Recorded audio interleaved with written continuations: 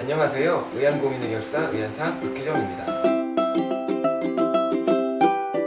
바로 직전에 지난 영상을 보신 분이라면 이런 생각을 가지는 분들이 있을 거예요. 나는 적절한 크기로 의안을 하게 되면 눈을 너무 많이 감아버린다. 그래서 오히려 너무 감다 보니까 오히려 그것도 좀 자연스러움에서 너무 멀어진다, 이렇게 고민하실 분들이 분명히 있으실 겁니다. 사실 의안을 끼시는 분들 중에 상당히 많은 분들이 윗눈꺼풀이 굉장히 많이 늘어져 있는 분들이 계세요.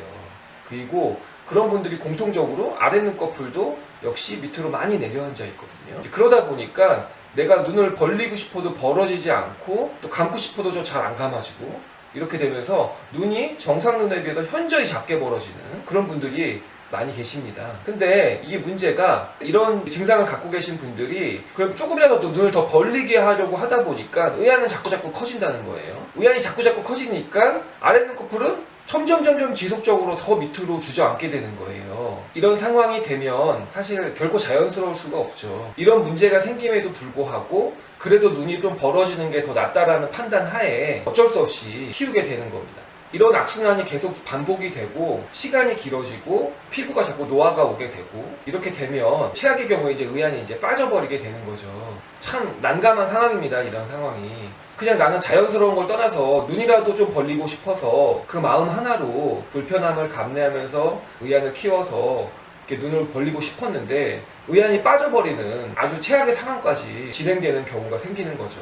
특히 이런 경우가 지속되는 분들은 의안을 제거를 한 상태에서도 아랫눈꺼풀이 정상 눈에 비해서 현저하게 밑으로 내려가 있는 모습을 보게 될 거예요. 의안을 제거했는데도 아랫눈꺼풀은 다시 정상처럼 올라가지 않고 아랫눈꺼풀이 내려간 상태에서 계속 그냥 고정되어 있는 거죠. 이런 증상이 있는 분들 같은 경우에는 적절한 크기로 의안을 제작하게 되면 의안 빠짐 증상은 좀 많이 완화가 될 겁니다. 하지만 의안을 제거한 상태에서도 아랫눈꺼풀이 너무 많이 주저앉아 있고, 이런 상태에서 다시 정상으로 간다는 회복력을 기대하기는 상당히 어렵습니다. 설령 회복력이 조금 있어서 시간이 좀 걸리더라도 회복을 어느 정도 했지만 그 회복력의 그 기준이 의안을 착용하시는 분의 기준과는 좀 많이 동떨어진 결과를 얻을 수가 있다는 거예요. 왜냐하면 너무 많이 주저앉아 있고 그 회복력의 크기가 너무 적을 수가 있기 때문에 이런 차이가 생길 수 있다는 겁니다. 그래서 그 정도 상태가 되었다면 의안으로 아마 최대한 여러 가지를 해보셨을 거예요. 아니면 뭐 그렇게 안 해보셨을 수도 있겠지만,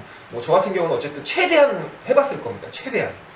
여러 가지를 테스트하고 여러 가지를 아마 시도를 했을 거예요. 그리고 그분한테도 그런 설명을 드렸겠죠. 근데 어느 이상 되면 이제 그게 잘 안 될 거란 말이에요.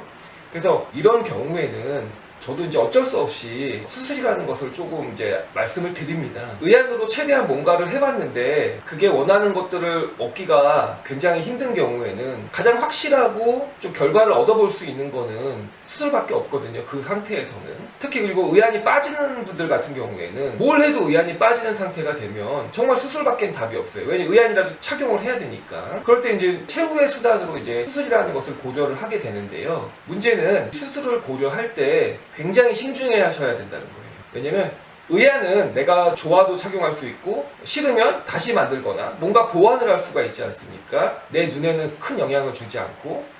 근데 수술을 하게 되면 수술의 그 결과가 마음에 들지 않더라도 그 전의 상태로 돌아가는 것은 상당히 어렵다. 그리고 많은 비용과 시간이 들겠죠.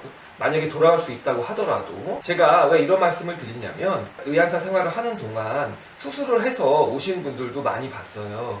근데 그 중에서 수술을 후회하시는 분들도 상당히 많았다 이겁니다. 그분이 생각하셨던 것과 수술의 결과가 많이 달랐던 거죠. 그런 분들이 생각보다 꽤 많다. 그래서 제가 느낀 거는 수술이 분명히 좋은 영향을 줄 수도 있지만 그 반대의 상황이 되었을 때 돌이키기도 굉장히 어렵다라는 겁니다.